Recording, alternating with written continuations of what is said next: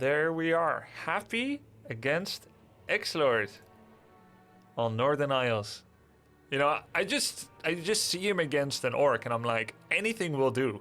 It doesn't matter against who it is. But it always happens to be not a random Joe. Last time I was like, oh yeah, let's just watch against any elf and see how to carefully deconstruct with his style. And it was Infi, like with undead against elf. Like, okay, this doesn't work. His opponents are too good. But this is great. Great for a replay cast. So let's jump into this. This is sick. It's Happy versus XlorD. Happy, of course, he got a request to play a number of games. Now, my Russian is a little rusty. But if I'm not mistaken, 28 Katok Opkop Ha W3 Champions Ha Okom Ake.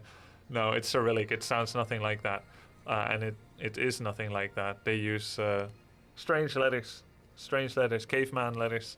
But yeah, I think that probably means play 28 games of Warcraft 3. He was requested by Sasha26, his biggest supporter and contributor. It's his boss, basically. So he's playing more Orc, which is great for all of us. And he is against Undead here. Okay. And against XlorD. So the two best Undeads in Europe are Happy and XlorD. At one point, we thought it's super close between them. But I think there is still a bit of a gap. Quite a bit of a gap, right? Like, Happy is more perfect than XlorD is at executing with Undead. But now he's Orc because of this challenge request thing. Okay? So that's going to be sick. So how does Happy treat this matchup? Let's rewind a bit and talk about how the strategy that he's playing came to be. There have always been people that play certain strats. If Moon comes up with a strategy to build Chimera and he uses it to win a big tournament, that is Moon's build. It's not Jimmy Joe Darkschneider on ladder 66 who always played Mass Chimera, but he can only barely break gold 2, right? It's not because he made it that therefore he invented it. Thinking of something and executing it at a high level, that's what mostly people credit as the invention. However, if you have more insider information, you know that no man is an island. There's inspirations from many different places, and there's help from many different places, sometimes intentional, sometimes not. And so we know that when Lin pioneers a strategy on Twisted Meadows where he uses his barracks to block the rock golem and a peon or a windwalked blade master to block, and he glitches a rock golem level 6 and he creeps it at level 1, Lin showed it for the first time at the big stage, so it's Lin's build. But perhaps he has Sana's little helper or a friend or an opponent or a ladder dude that is able to execute that, found that trick, but he took it to the big stage and he used it to beat a Loliot, a Moon, what have you. So who really is the inventor of anything? Basically, Blizzard is the inventor of the Headhunter. They made that unit. Everyone else is just a copycat, a pretender. But so there have been many Headhunter strategy users. Kiwikaki has long been a proponent of it, and his influence should be mentioned when it comes to the recent trend of Headhunters. And when I say recent, I'm talking about maybe the last, 2 years? Kiwikaki's been playing it for many years, right?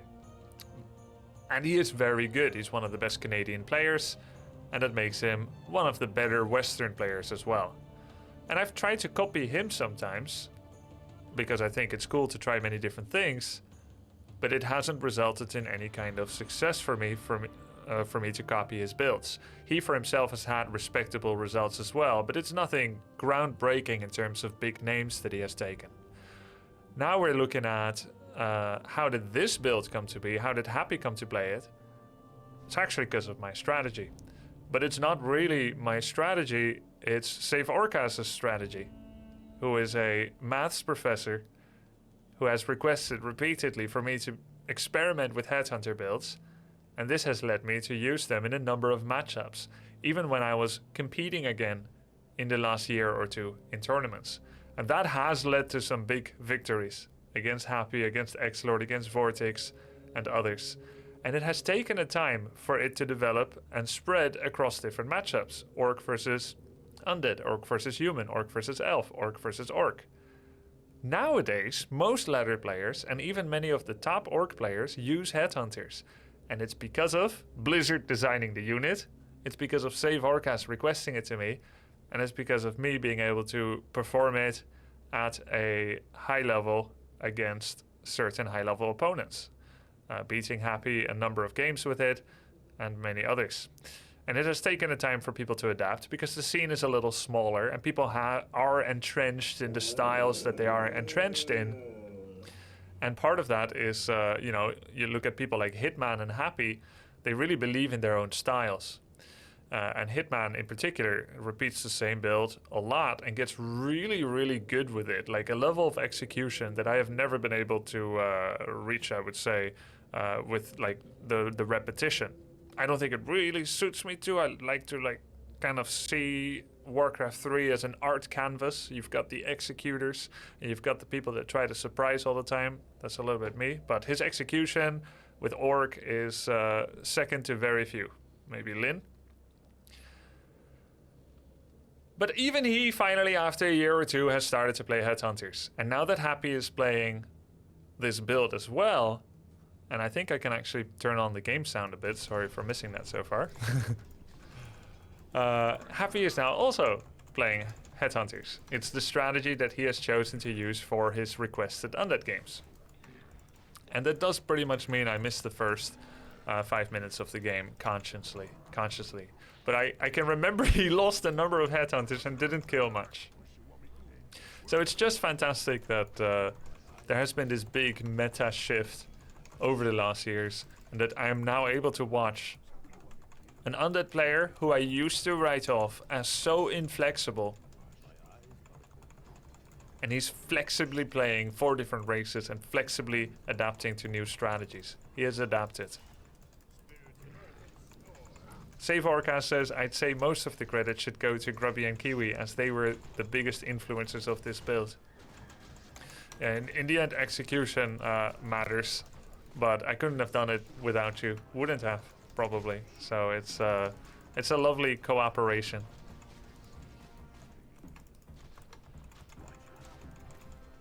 Lin expanded on the build as well. Everyone by now has found his own variation on it.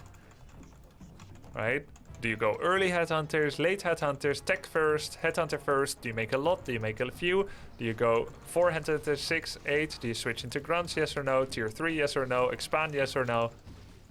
And this is how Happy plays it against Undead. And Hitman, by the way. Hitman, by the way, does a lot of headhunters, a lot of attack upgrades, delayed bestiary, straight tier 3, quick shadow hunter, a very late bestiary, a late Kodo, and yeah, just a lot of headhunter upgrades. Both endemic barracks upgrades for the headhunter as well as the war mill attack upgrades. We can see that Happy is playing it more as he remembers me beating him with it, which is a quicker bestiary, quicker raiders, and quicker Kodo, and fewer war mill upgrades. At least I've done various variations, but in this game he has fewer war mill upgrades, doesn't prioritize them as heavily. He's now making the Shadow Honor with his final 5 food. Thank you so much for the sub. Email, Glimo, Chevy, Kaikatsu, and M. Mech Compost. Keep in mind that with this build, when you're creeping, you want to tank as much as possible with headhunters, as headhunters have free troll regeneration. Raiders, Kodos, heroes, they need healing salves, but headhunters are great to tank with. That level of efficiency, he is tanking a lot with 1. Doesn't seem like Happy quite has that yet, and of course he was also distracted with the Death Knight there. Dust of Appearance, very nice and early. He knows the importance of it. If you ever are engaged in a skirmish with Crypt Fiends, you don't have a Dust of Appearance, you can't kill more than 1. The one you ensnare, the one you stomp, and then the rest burrows away. Headhunters are still 0/0 upgrades. I think he just started a ranged attack upgrade and a Shadow Hunter comes out. I'll be curious to see, does he pick up Healing Salve, Clarity, Speed Scroll, the Trinity of items, or a Lightning Ball? A Lightning Orb. And there's the Pit Lord, and it's gonna be a Lightning Orb. And his first skill is it Heal or is it Hex? Hex is the aggressive one, heal is the defensive one. I tend to go healing first these days when I have a very, very late Shadow Hunter like this. Just kind of like the icing on the cake. Hex is good utility. You prevent coils. You can even prevent Howl of Terror sometimes. Or you activate Berserker upgrades on your Headhunters to do bonus attack speed. And then you quickly Hex the Lich so that he cannot immediately follow up with a Lich Nova to reduce the damage. Fun fact, Shadow 1 does not attack faster than Farseer 3. But a Shadow 2 starts to attack fast. So there's actually no point to put all the items on the Shadow like this.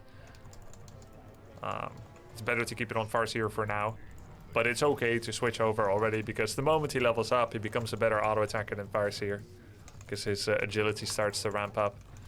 Great positioning on the Pit Lord there against the Headhunters. That's a huge Howl of Terror. There's the Nova after Happy turns on the activation on the Headhunters. He gets a quick Devour. One Fiend goes down as well. But the Kodo is in such a compromised position that it goes down practically instantly. The Orb is helping to focus the Destroyer. The Kodo finally goes down. Another 1 or 2 Fiends go down. And one Destroyer is getting focused again. Can he get another Orb proc from that Shadow Hunter? There we go. There's another Orb proc. And he's still focusing Fiends as well. Destroyer takes a coil. It's getting good focus fire by the Headhunters. Nice little spread by Happy where he has Headhunters in various layers of the fight so that they don't all get cleaved or Novad. There's going to be another Stomp. He has Dust to focus that Fiend again. And it's really been just trading everything out here. Shadow Hunter drops low and is coil Nova-able, but he has the invulnerability potion on the Shadow Hunter. He now gives the potion of replenishment to the Shadow, who must run away, utilize it, and make sure it doesn't get cancelled. And this is successful.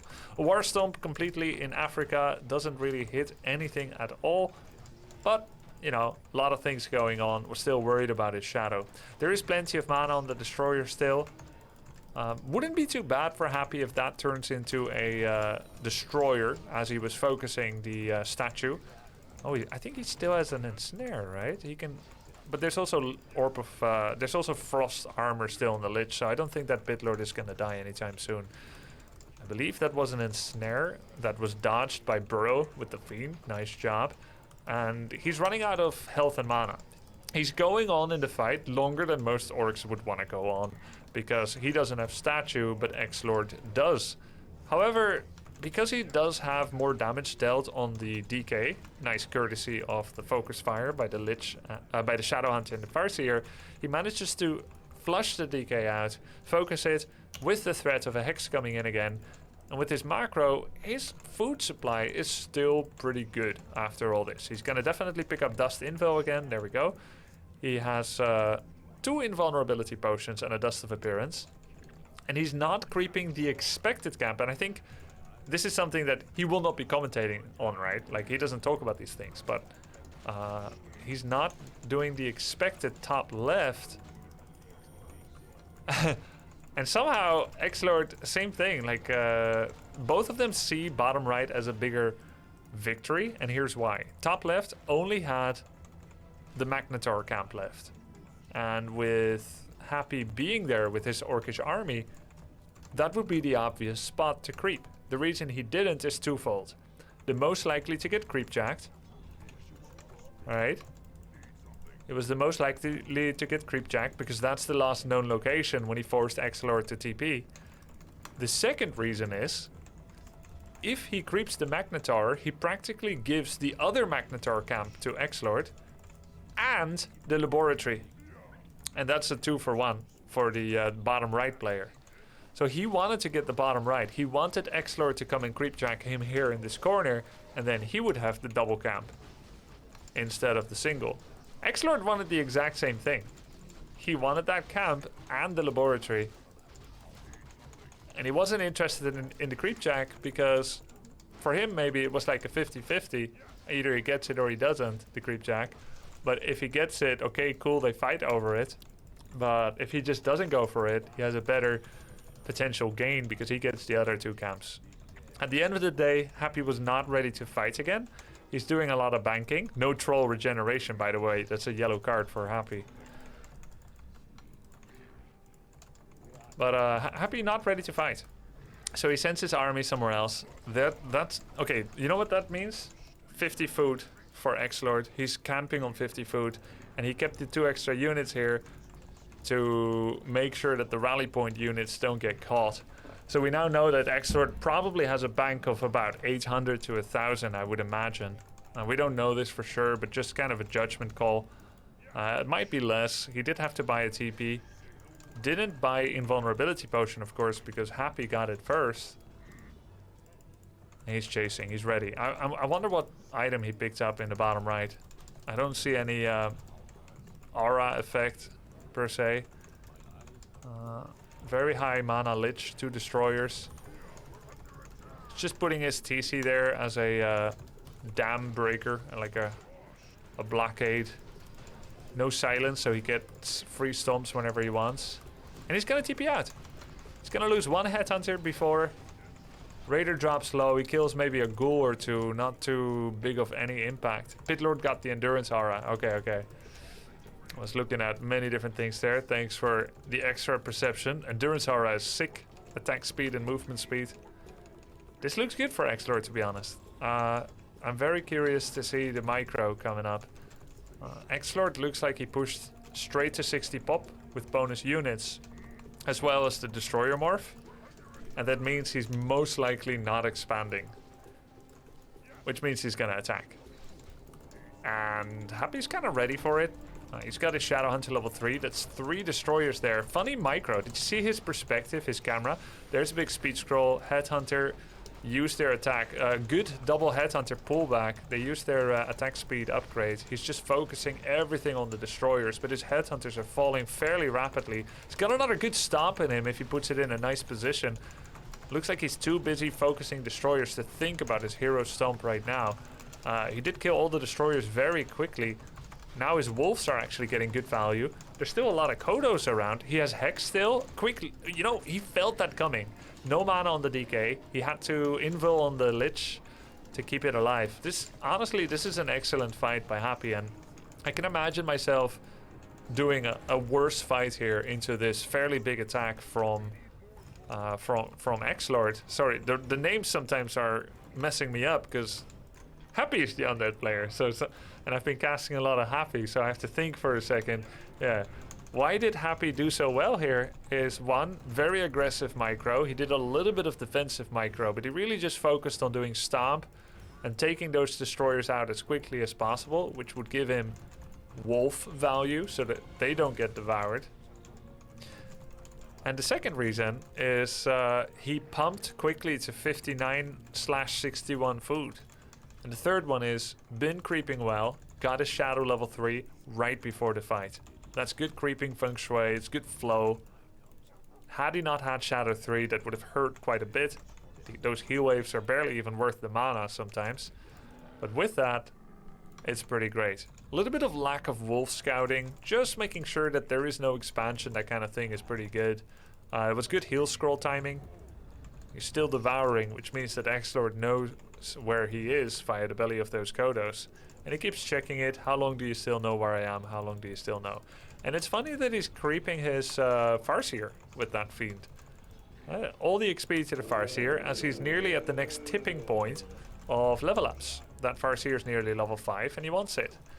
Is he going to go for Wolves or Chain Lightning? I don't know. I think it's going to be Wolves.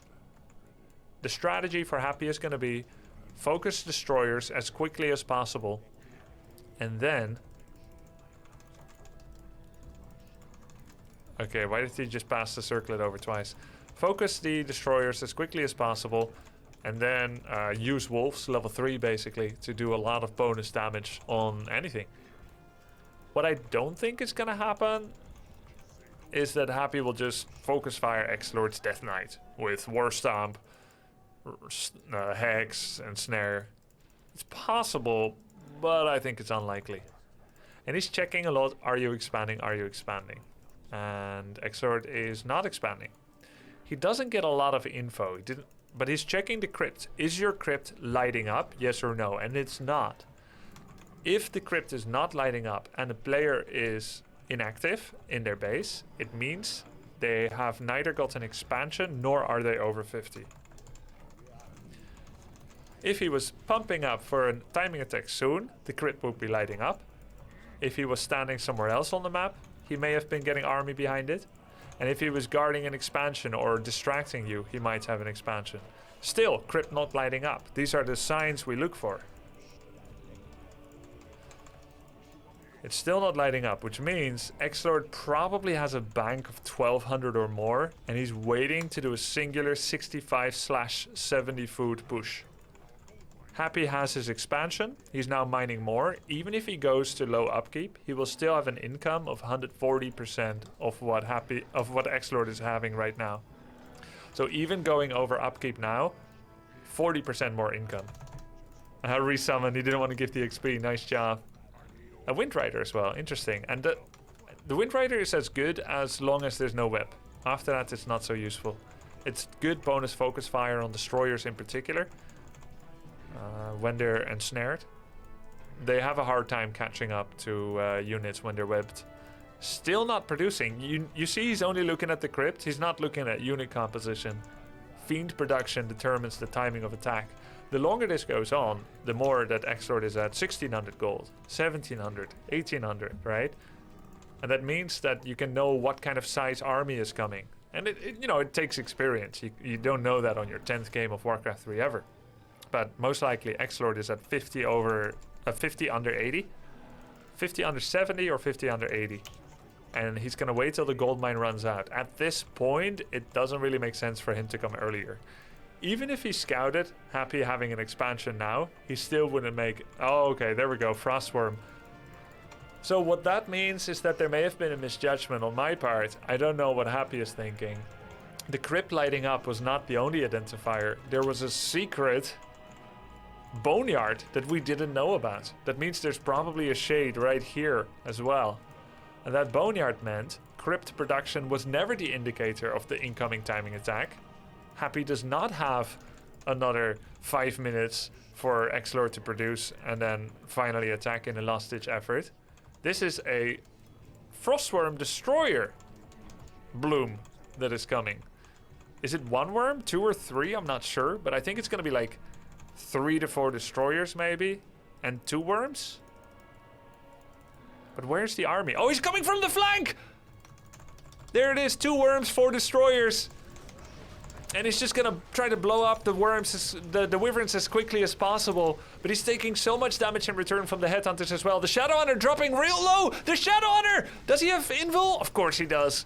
Hex on the DK. Where's the next War Stomp? War Stomp. There it is. War Stomp on the DK, but he just got a coil off. And Venom Spears is finished as well. Second destroyer falls. 1 worm is down as well. He's focusing the Pit Lord. That stomp, not too good, but another worm goes down. 58 food for Happy. He's still getting Orb of Venom, and Venom Spears Wind Rider damage. And the Lich is out of mana. The Lich is out of mana. Happy has done it. He got shocked from a side attack, from a flank. And he was totally ready for it. Like, he just quickly adapted, focused the air, got his TC in position. Very importantly, didn't lose his oh, they have another one. Maybe we can cast that next. Didn't lose his Shadow Hunter to the focus fire and managed to win that fight with a very well-timed expansion. He kept scouting. Oh yeah, Boneyard no longer requires Sacrificial Pit. That's true, so there may not be a shade. As it stands though, nice little tech switch, but of course we're still talking about Moss-heavy air against Raider, Headhunter and Wyvern. A strategy reliant on surprise and a bit of maybe miss-micro.